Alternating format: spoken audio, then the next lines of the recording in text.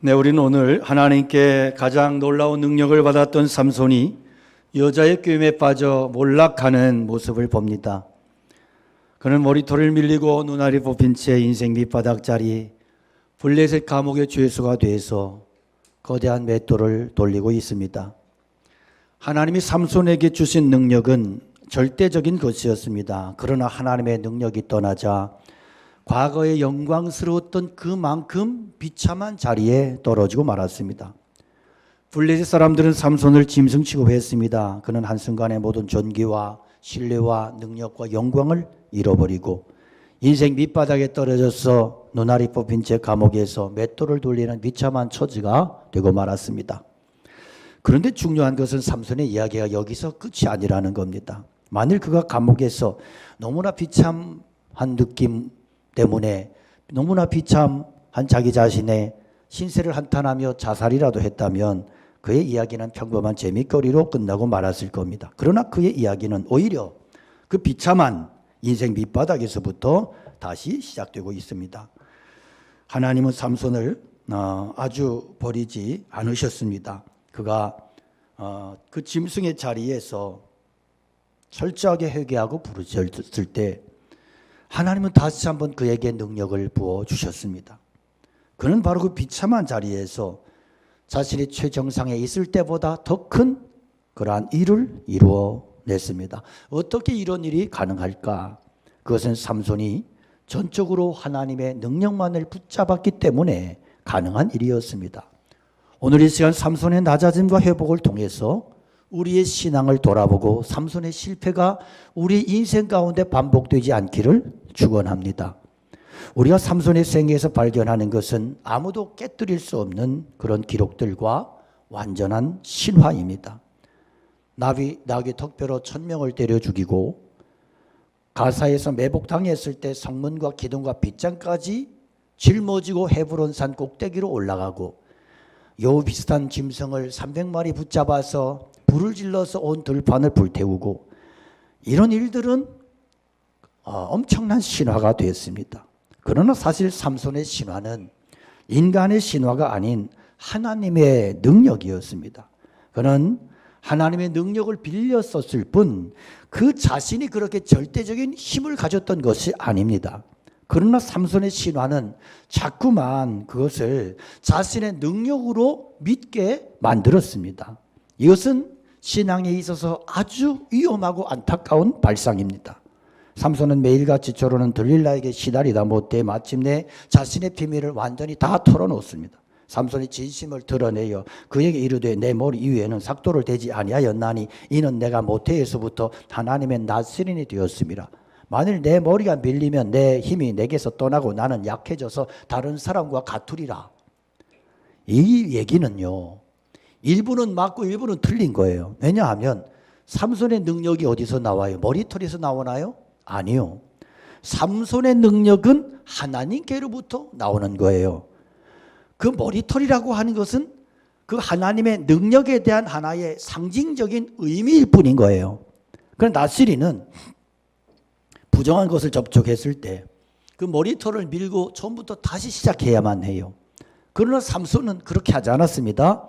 사자의 몸에서 시체에서 꿀을 취해 먹을 때에도 술을 마실 때에도 전쟁에서 사람을 죽이고 시체 덩이와 이렇게 뒹굴 때에도 그는 머리털을 밀고 다시 시작했어야 돼요. 그러나 그는 지금까지 한 번도 그렇게 하지 않았습니다. 왜 밀지 않았을까요? 자기 신화 때문에. 나는 특별한 사람이야. 그래서 머리를 깎지 않아. 이 머리는 특별함의 상징이야. 만일 이 머리를 깎아버린다면 하나님의 능력이 내게서 떠날 것이야. 이런 생각이 삼손을 지배하기 시작합니다. 삼손은 여러 차례 나시린의 규정을 어겼기 때문에 머리를 밀어도 몇 번을 밀었어야지요. 그러나 그는 어느 사이엔가 머리털만 기르고 있으면 하나님의 능력은 내게서 늘 머문다고 하는 그러한 이상한 신화를 믿게 됐고 그래서 머리털을 밀지 않은 겁니다. 그러나 이런 신화는 죄 앞에서 전혀 맥을 주지 못합니다.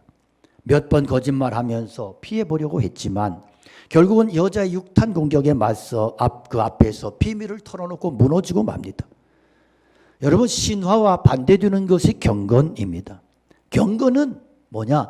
하나님 앞에 언제나 진실함으로 벌거벗은 모습으로 겸손함으로 서는 거예요.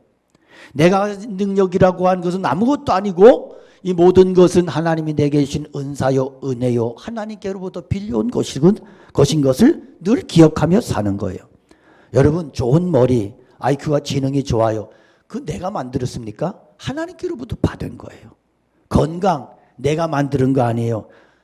아무리 관리를 해도 이게 건강이 타고날 때부터 어려우면 어려운 거예요. 그 절대 내 것이 아닌 거예요. 경건은 다른 사람이 흉내낼 수 없는 엄청난 능력을 나타낸 후에도 하나님 앞에 아니요 하나님, 저는 죄인일 뿐입니다. 아무것도 없음을 고백하고 빈털터리로 서서 여전히 하나님의 능력 없이는 나는 무너지고 하나님의 은혜 없이는 나는 실패할 수밖에 없음을 고백하며 끝까지 하나님 앞에 진실함으로 겸손함으로 서는 것이 바로 경건인 것입니다. 그런데 주변에 나를 칭찬하는 사람들이 많아지면 거기에 점점 익숙해져 가지고 처음에는 쓸데없는 소리만 막 이러다가 그런가? 그러다가 나중에는 그래 맞아. 나는 능력이 이런 식이 돼버리는 거예요. 그러니까 이런 얘기를 자꾸 듣다 보면 하나님 앞에 끝까지 겸손하기가 어렵고 벌거벗은 진실한 모습으로 서기가 어려운 거예요. 특히 사역자들이 여기서 많이 쓰러집니다. 그러면 자기에 대한 신화가 생기면서 경건도 무너지고 속으로는 엉터리인 주제에 그래 하나님의 능력은 나를 떠나지 못한다. 이런 일종의 자기 최면에 빠지게 되는 겁니다. 삼손의 문제가 뭐냐? 양심의 고통을 느끼면서도 이 양심의 고통을 중요하게 생각하지 않았고 하나님보다 여자를 더 사랑했다는 거예요. 여러분, 경건한 사람은요, 양심의 고통을 굉장히 중요하게 생각합니다. 다윗을 보십시오. 범죄하고 나서 하나님, 나의 뼈가 썩습니다. 나의 몸이 썩어 나갑니다. 막 울부짖잖아요. 왜? 아무나 그렇게 하는 게 아니요. 경건한 사람은 이 양심이 살아있어서 이것을 토해내지 않으면, 회복하지 않으면 견딜 수 없는 고통을 느끼게 되는 거예요. 그러니까 눈알이 뽑히고 온 몸이 쇠사슬에 감기는 고통보다 이 마음의 고통을 훨씬 더 민감하게 느끼는 거예요. 삼손에게 힘은 곧 그의 영혼과 같았습니다. 아무리 여자를 사랑한다 해도 자기 영혼을 맡기면 되겠어요? 영혼을 책임질 수 있는 분은 오직 하나님밖에는 없는데 그는 여자에게 영혼을 팔아먹고 맙니다. 그리스도인은 모든 권세와 지위와 능력을 하나님께 빌려 쓰는 사람인 거예요. 전부 쓸모없는 죄인들인데 하나님이 불쌍히 여기셔서 당신의 것을 나에게 빌려주신 거예요. 그래서 우리는 이것을 끝까지 가지고 있을 수 없는 거예요. 반납하고 나중에 다 반납해야 되는 거예요. 그래서 그리스도인에게는 신화라는 게 있을 수 없어요. 그럼에도 불구하고 나는 특별한 그리스도인이다, 나는 특별한 목사다 이렇게 생각하는 것은 신화를 만드는 거예요. 그런 사람은 반드시 죄에 둔감하게 되어 있습니다. 그래서 하나님도 까불면 나한테 주고 이런 미친 발언을 해놓고도 그래놓고도 이건 친숙함의 표현이라고 하는 궤변을 늘어놓는 이런 기가 막힌 일이 생기는 거예요. 엉터리같이 살면서도 하나님도 나는 하나님의 큰 사랑을 받기 때문에 특별한 사람이라고 소리를 치고 거기에 영적인 분별력을 잃어버린 나이 많은 사람들이 거기에 몰려가서 믿습니다 주여를 외치고 있는 거예요. 이런 기가 막힌 일이 왜 일어나느냐? 죄의 불감증이 걸려버렸어. 하나님의 능력이 떠나도 나는 하나님이 여전히 사랑한다고 착각하는 거예요. 그런데요, 기가 막힌 것은 이런 죄의 불감증에 걸린 엉터리들이 오히려 성령을 더 많이 강조하고 성령을 더 많이 외치고 믿음의 능력을 더 많이 강조하는 거예요. 그러니까 분별력을 잃어버린 사람들은 그 밑에 가가지고 거기에 충성한다고 하면서 엉뚱한 신앙에 빠져버리는 거예요. 여러분 기억하십시오. 우리는 하나님의 능력을 빌려 쓰고 있는 사람들이에요. 우리 지능이나 건강이나 재산이나 사회적인 지위나 재주나 가정의 모두는 다 하나님의 것이에요. 이 능력을 지속시키려면 자기 신화를 만들면 안 돼. 그렇게 하면 곧 교만에 빠져버리고 비참하게 무너져버리게 되어 있습니다. 정말로 젊을 때 그렇게 하나님의 사랑받고 능력으로 그렇게 목회하다가 나중에 비참해지고 무너지는 목회자들이 주변에 얼마나 많은지 몰라요. 강남의 어떤 대형교회 목사는 은퇴한 후에 교회의 넓은 공간을 자기의 일대기로 도배를 해놓았습니다. 그래 놓고 왜 이렇게까지 하느냐고 그러니까 후대 신자들에게 두고두고 산 교훈을 주기 위해서 그랬대요. 여러분, 우리는 신앙의 이름으로 하나님 앞에서 얼마든지 무서운 악을 저지를 수 있다는 것.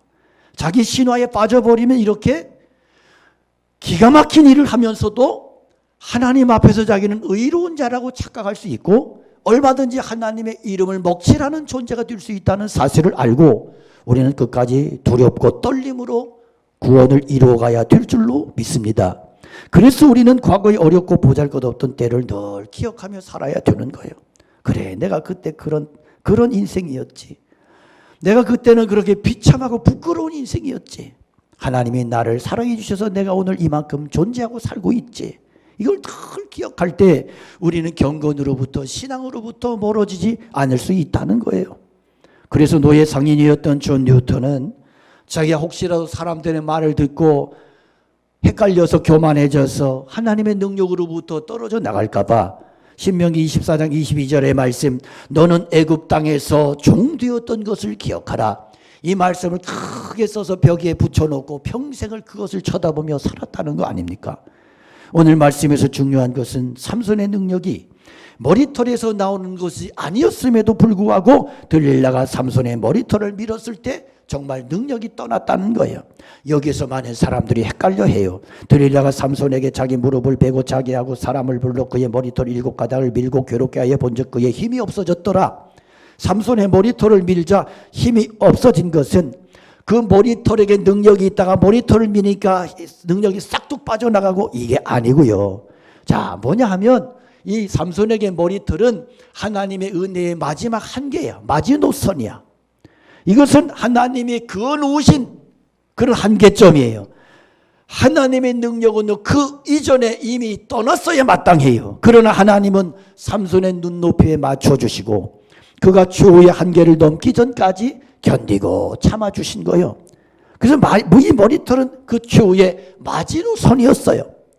성경은 삼손이 머리털 때문에 힘을 잃은 게 아니고 여호와께서 떠나셨기 때문에 힘을 잃었다고 20절에 보면 여호와께서 이미 자기를 떠나신 줄을 깨닫지 못하였더라 그렇게 말씀하잖아요. 그러니까 삼손이 나실인의 규정을 깨뜨렸을 때마다 머리털을 밀었더라면 오히려 회복할 수 있는 기회가 있었을 거예요. 그러나 그는 한 번도 머리털을 밀지 않고 그것을 의지했기 때문에 그 신화에 빠져버렸고 결국에는 회복의 기회를 다 놓쳐버리고 말았던 겁니다. 자, 여러분, 사람의 가치는 영적인 데 있어요. 그의 영적인 상태에 있어요. 일단 영혼이 병들면 망하는 것은요, 시간 문제입니다. 음란한 생활로 삼손의 영혼이 병들었을 때 그 영혼의 비참함은 그 실제로 드러나게 됐습니다. 블레셋 사람들이 그를 붙잡아 그의 눈을 빼고 끌고 가사에 내려가 놋줄로 매고 그에게 옥에서 맷돌을 돌리게 하였더라. 자, 한번 내리막길로 접어두니까 바닥까지 떨어지는 것은 순식간이었습니다. 삼손은 한순간에 모든 것을 잃어버리고 가장 비참한 인생의 밑바닥으로 굴러 떨어졌어요. 블레셋 사람들을 철저하게 무력하게 만들었어요. 눈알을 뽑아버렸어요. 다시는 대항하지 못하도록 그래놓고 감옥의 노예로 삼아서 맷돌을 돌리게 합니다. 자, 무엇이 삼손을 이렇게 비참한 자리까지 떨어뜨렸을까요? 그것은 죄였습니다. 죄는요, 아무리 작은 것도 단독적으로 존재하지 않습니다. 항상 엄청난 사탄의 나라와 연결되어 있습니다. 그래서 성경은 죄를 가리킬 때 그냥 죄라고 표현하지 않고 죄의 권능, 죄의 세력, 죄의 힘, 죄의 권세 이런 단어를 사용하고 있는 겁니다. 죄는 강하다는 거예요. 파워풀하다는 거예요. 들릴라는 결코 혼자가 아니었어요.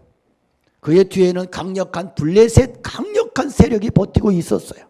이것이 우리가 죄를 우습게 생각하면 안 되는 이유입니다. 여러분, 삼손이 망한 이유가 어디 있어요? 그는 자기 영혼의 존귀함을 포기했고 그 결과 하나님이 그를 떠나신 데 있어요. 그가 지금까지 능력을 가질 수 있었던 이유는 하나님이 그와 함께 하시면서 그를 지켜주셨기 때문인 거예요. 그러나 하나님이 떠나시자 보통 사람만도 못한 훨씬 비참한 처지가 되고 맙니다. 삼손이 여러분 여기에서 눈알이 뽑힌 채 맷돌을 돌리면서 무슨 생각했을까요? 여자 생각했을까요? 그때가 좋았지. 그러나 이제 꿈이야. 그랬을까요? 자신의 어리석음을 생각했겠죠. 아마도 들릴라가 죽이도록 미웠겠지요. 그러나 그 다음 순간 그가 정신이 들고 아무것도 자신을 도울 수 없다는 그런 생각이 미쳤을 겁니다. 이스라엘 사람들은 아무런 힘이 없어요. 어느 정도 힘이 없었느냐? 자신을 블레셋에게 넘겨서 밧줄로 묶어서 넘겨줄 만큼 그렇게라도 해서 비참한 삶을 영위해 보겠다고 하는 이 수준이 당시의 이스라엘의 수준이요. 그러니 그들이 뭔 힘이 있어요? 블레셋의 노예요.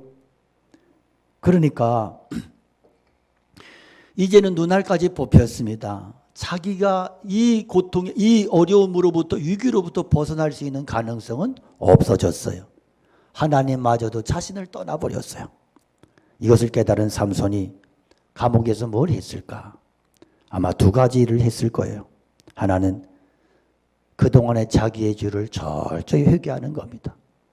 나시린으로 부름받았지만 그 사명 우습게 알고 그 사명 뒤로 하고 여자에 미쳐서 그렇게 탕진했던 자신의 인생의 그 기가 막힌 몰골을 보면서 한없이 울며 통곡하며 회개했을 겁니다. 그는 죄가 얼마나 무서운지를 알았습니다. 이제야 알았습니다. 설마 했는데 진짜 설마가 사람을 잡은 거예요. 하나님의 말씀이 틀림없었습니다. 교만한 자는 망할 수밖에 없었어요. 삼손은 감옥에서 이런 과정을 반복하며 하나님 앞에 오히려 놀라운 평안을 회복하기 시작했던 것입니다. 지금까지는 양심 속이며 살았습니다. 그러나 이제는 뭘 속일 필요도 감출 필요도 없어졌습니다. 자기 양심 속여가면서 위험한 사랑놀이를 할 필요도 없어졌습니다. 삼손은 자기 모습 있는 그대로를 인정했고, 그래, 눈알 뽑힌 짐승 같은 이 모습이 진짜 내 모습이다. 하나님의 은혜가 떠난 이 모습이 나의 실존이다. 그래, 나는 사자시체에서 꿀을 취해 먹고 술을 퍼먹고 그때 이미 머리가 밀렸어야 됐고 이미 눈알이 뽑혔어야 됐다. 나는 이런 신세가 돼도 마땅한 놈, 싼 놈이다. 이것이 삼손이 감옥 속에서의 고백이요. 이렇게 자신을 인정하게 되니까 감옥 속에서 그에게 은혜가 임하는 거예요. 하나님의 임재가 느껴지기 시작하고 머리털을 통해서 무엇을 통해서 느껴졌느냐? 점점 자라나고 있는 머리털을 통해서 그가 하나님의 은혜를 느끼기 시작하는 겁니다. 그래서 22절에 그의 머리털이 밀린 후에 다시 자라기 시작하니라. 여러분, 이것을 그냥 당연한 현상이라고 생각하면 우리는 성경의 정말 중요한 부분을 놓치는 거예요. 물론 사람의 머리털은 한번 밀렸다 해도 다시 자라나는 게 정상이요. 머리털 안 자라면 죽은 거예요. 그러나 삼손에게는 이것이 그렇게 넘어갈 문제가 아니었습니다. 삼손은 블레셋 사람들에게 잡혀서 머리가 밀리고 눈알이 뽑혔을 때 하나님이 자기를 영원히 버리신 줄 알았거든요.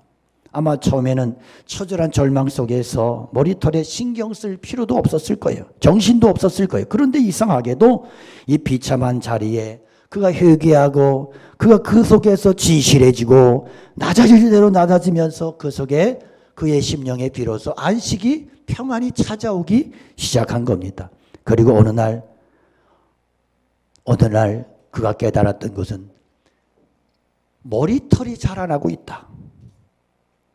자기 같은 죄인에게는 다시는 머리털이 자라나지 않을 것 같았는데 다시 머리털이 자라나는 것을 보면서 그가 미친 듯이 기뻤을 거예요.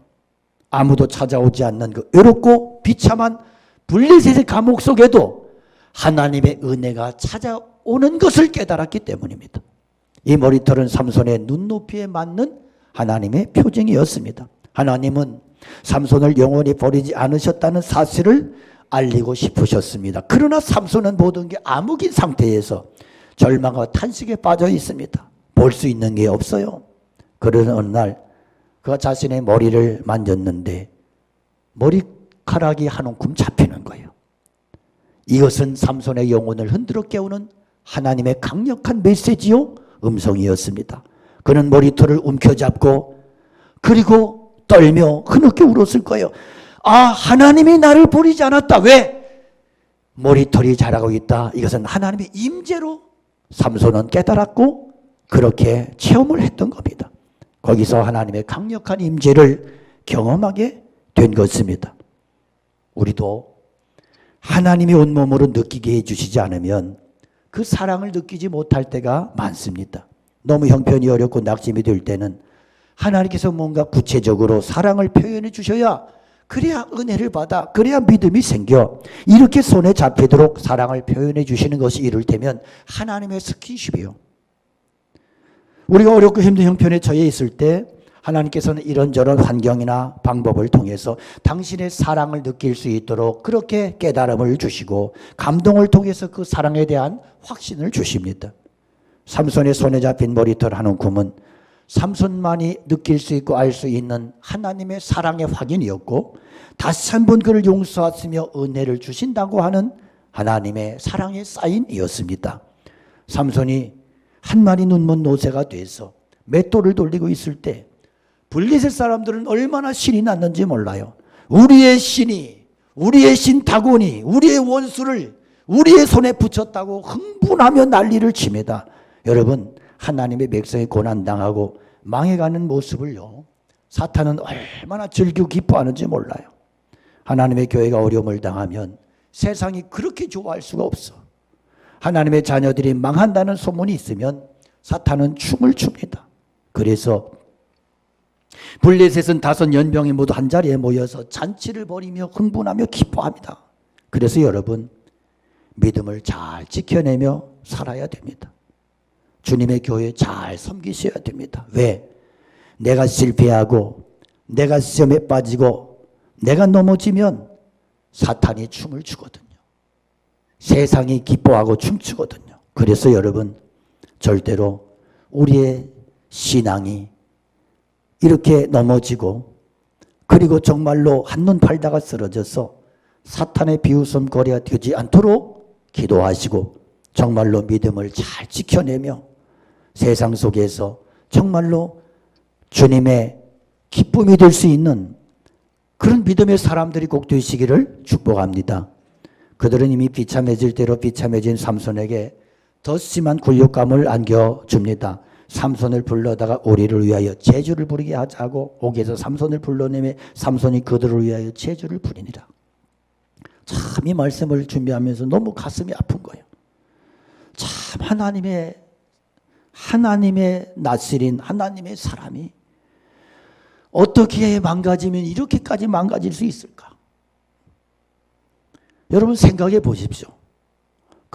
정말로 충만했던 그 누구도 감당할 수 없던 삼손이 지금 목줄에 매여서 고랑에 채워서 이방 우상의 축제에 불려내서 끌려나가서 거기서 제주를 부리는 거예요. 그 제주가 무슨 제주였을까? 하나님을 비방하고 욕하고 깔깔거리는 그런 놀이개로 쓰임받고 있는 삼손의 모습. 여러분, 하나님의 백성이 가장 비참해질 때가 바로 이런 때요. 그동안 믿음으로 온전히 살지 못한 건 사실이지만 내 자신의 불순종 때문에 이렇게 어려운 지경에 빠지게 된 것은 틀림이 없지만 그래도 거기서 더 나가서 그것 때문에 사람들이 나를 조롱하고 비웃고 하나님을 모욕할 때 얼마나 고통스러운지 몰라요. 삼손은 지금 비참할 대로 비참해져 있어요. 블레셋 사람들은 그를 이미 짐승으로 만들어 놨어요. 그런데 여기서 만족하지 못하고 이제는 불러내서 하나님의 이름을 회방하고 삼손을 더 굴욕스럽게 만드는 그런 짓을 시키는 거예요. 이렇게 비참해진 삼손은 그 굴욕의 자리에서 그가 뭘 하느냐? 그가 부르짖어 기도하기 시작합니다. 삼손의 생애에는 기도가 딱 2번 나와요. 한 번은 그가 목말라 죽게 됐을 때 그냥 이판사판 죽기 전에 부르짖었던 에나꼬레의 사건에 부르짖음. 삼손은 기도를 안 해. 그렇게 기도를 안 해. 죽을 때가 돼서 제대로 기도 한 번 해요. 그가 하나님 앞에 했던 이 기도는 그의 생애에서 가장 간절하고 절박하고 진실한 기도였어요. 삼손이 여호와께 부르짖어 이르되 주 여호와여 구하옵나니 나를 생각하옵소서.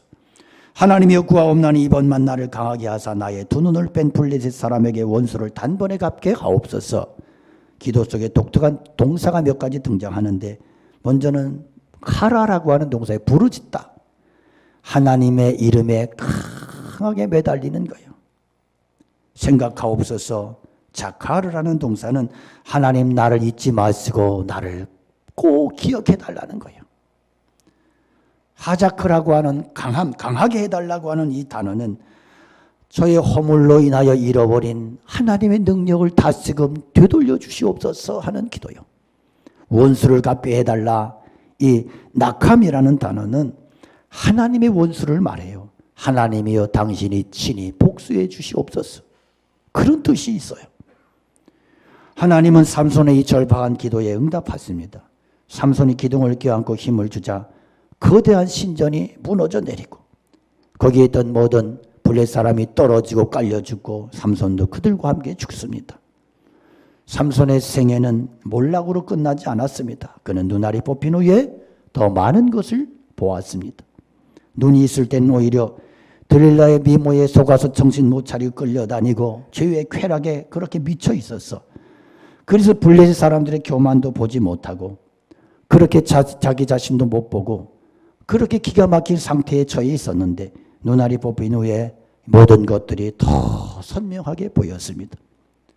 여러분, 그리스도인이 반드시 기억할 것은 우리는 하나님이 계속해서 긍휼히 여겨주시지 않으면 망할 수밖에 없는 존재라는 거예요. 그래서 중요한 것이 하나님이 나를 계속해서 긍휼히 여기실 수 있도록 그렇게 내 자신을 관리하고 만들어가는 거예요. 여러분, 몸에 늘 아픈 부분이 있습니까? 집에 병든 아이가 있습니까? 학벌이 없고 집안 환경이 불운하고 아무것도 내세울 곳이 없습니까? 아니면 사업이 그렇게 안 됩니까? 집안에 누군가가 나를 지긋지긋 속썩여서 나를 부끄럽고 창피하게 해서 밖에 나가 얼굴 들고 다닐 수 없으십니까? 여러분, 이런 것들은 나의 진정한 모습을 보고 하나님 앞에 나가 겸손히 엎드리게 해주는 그러한 거울인 거예요. 이 약하고 부족한 부분 때문에 하나님의 은혜를 붙들 수 있고 이 수치스럽고 부끄러운 것 때문에 내가 하나님의 은혜를 간절히 원하고 그리고 그것 때문에 하나님의 은혜에 매달리며 감사하며 그렇게 살아갈 수 있는 그러한 강한 그러한 출구가 통로가 되는 것입니다. 그래서 그런 문제를 내가 품고 있으면 그런 문제 가운데 내가 처해 있다면 그것 붙들고 하나님 앞에 정말로 간절함으로 진실함으로 하나님의 은혜와 긍휼하심을 구하며 계속해서 나갈 때 하나님께서 그 인생 가운데 하늘의 보화로 하늘의 신령한 것들로 하나님의 은혜로 그리고 정말로 정직하고 강한 믿음으로 우리를 세워주시고 이끌어주시고 그렇게 축복하신다는 사실을 기억하시기 바랍니다. 삼손이 절망적인 순간에 자신의 눈도 믿지 않고 머리털도 믿지 않고 오직 하나님 한 분만을 주밖에 없다고 그렇게 붙들고 부르짖었을 때 하나님께서는 엄청난 힘을 부어주셔서 그의 마지막 최후를 영광스럽게 해주셨습니다. 그는 자신의 마지막 죽음을 통해서 하나님이 주신 사명을 이루었습니다. 그의 기도는 주여 저를 죽여서 당신의 뜻을 이루어 주시옵소서. 이것이 그의 마지막 기도였고 그래서 그의 이름은 히브리서에 열거된 믿음의 영웅들의 기록에 당당히 등장하고 있습니다. 여러분, 내가 비록 눈알이 뽑히고 사회적인 불구가 되었다 할지라도 하늘은 열려 있다는 사실을 기억하시기 바랍니다. 절대적인 위기 속에서도 머리털은 자라나고 있고 하나님은 그 기도에 귀를 기울이고 계시다는 사실을 잊지 마시기 바랍니다. 그러므로 우리는 우리의 인생을 통해서 부르짖음의 기도의 사람이 되시기를 축복합니다.